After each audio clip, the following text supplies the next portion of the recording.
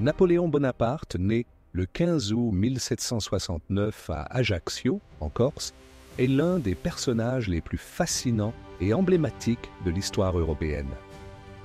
Son parcours, marqué par des ascensions fulgurantes et des chutes spectaculaires, fait de lui une figure complexe et controversée. Napoléon naît dans une famille noble mais modeste de Corse, peu de temps après que l'île ait été cédée à la France par la République de Gênes. Dès son plus jeune âge, il montre un caractère déterminé et une grande intelligence. À l'âge de 9 ans, il part pour la France continentale, afin de poursuivre ses études d'abord à Brienne-le-Château, puis à l'école militaire de Paris. C'est là que se forgera sa passion pour l'armée. Durant ces années de formation, Napoléon est souvent perçu comme un outsider en raison de son accent corse, de sa taille moyenne et de sa culture étrangère. Mais sa rigueur, son esprit stratégique et sa volonté sans faille lui permettent de surmonter ces obstacles. En 1785, à 16 ans, il est nommé sous-lieutenant dans l'armée française. En 1789, la Révolution française éclate, représente un tournant décisif dans la vie de Napoléon. Alors que la France est plongée dans le chaos, Napoléon se distingue rapidement par ses compétences militaires. En 1793, lors du siège de Toulon, il gagne sa première grande victoire militaire. À 24 ans, il est promu brigadier général, un rang exceptionnel pour un homme de son âge. Les années suivantes, il mène plusieurs campagnes militaires, notamment en Italie, où il s'illustre par son génie tactique. En 1796, à la tête de l'armée d'Italie, il écrase les troupes autrichiennes et italiennes, remportant une série de victoires qui renforcent sa réputation. Par ses succès, Napoléon ne fait pas que gagner des batailles, il crée aussi une aura de leader populaire. Sa célébrité grandit et les autorités françaises commencent à le considérer comme un homme de pouvoir potentiel. En 1799, la situation politique en France est chaotique.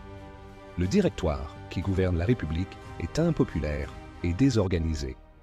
Napoléon, fort de sa popularité, profite de cette instabilité pour organiser un coup d'État. Le 9 novembre 1799, il prend le pouvoir à Paris et devient premier consul, le chef du gouvernement français. Il commence immédiatement à réformer le pays et à renforcer son pouvoir personnel. Le 2 décembre 1804, Napoléon se couronne lui-même empereur des Français lors d'une cérémonie grandiose à Notre-Dame de Paris. Il marque ainsi la fin de la République et le début du Premier Empire. Son ascension au trône est symbolique. Non seulement il défie les monarchies européennes, mais il annonce également son intention de refonder l'Europe à son image. Les années suivantes, il mène une série de guerres en Europe, les célèbres guerres napoléoniennes, dans le but d'étendre son empire. Il remporte des victoires décisives à Austerlitz en 1805, à Iéna en 1806, à Wagram en 1809, et crée un empire qui s'étend de l'Espagne à la Russie, en passant par l'Italie et une grande partie de l'Allemagne. Napoléon réforme également la France de manière profonde. Il établit le Code civil, le Code Napoléon, qui influence encore aujourd'hui le droit civil dans de nombreux pays. Il crée aussi la Banque de France, réorganise l'armée et modernise l'administration. Mais ces réformes sont également marquées par son autoritarisme et la concentration du pouvoir autour de sa personne. Au sommet de sa puissance, Napoléon dirige un empire de plus de 40 millions de personnes, et sa domination semble totale. Cependant, ses ambitions ne connaissent pas de limite. En 1812, il entreprend la campagne de Russie, un tournant tragique de son règne.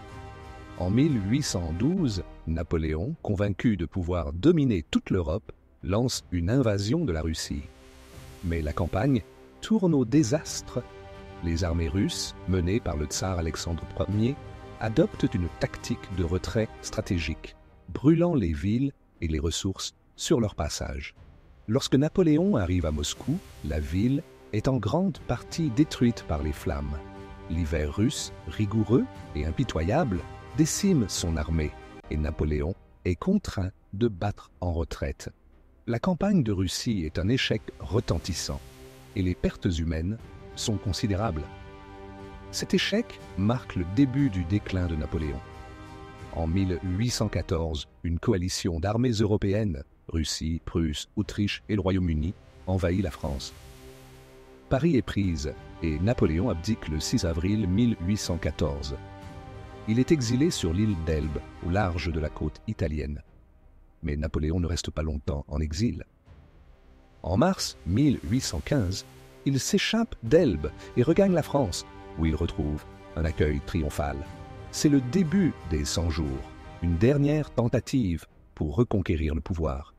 Il remobilise l'armée et cherche à résister à l'hostilité des puissances européennes.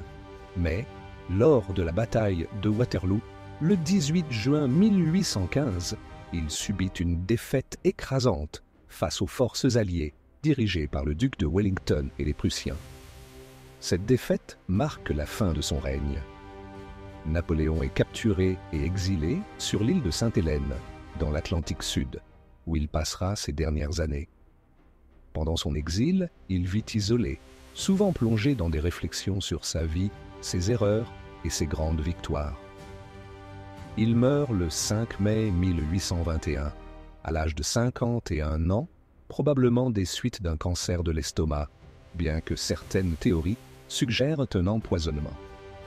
Napoléon laisse un héritage complexe.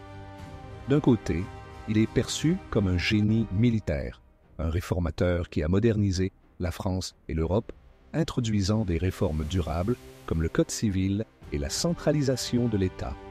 D'un autre côté, il est critiqué pour son autoritarisme, ses guerres dévastatrices et sa volonté de domination européenne. Sa figure continue de diviser les historiens et de fasciner le monde.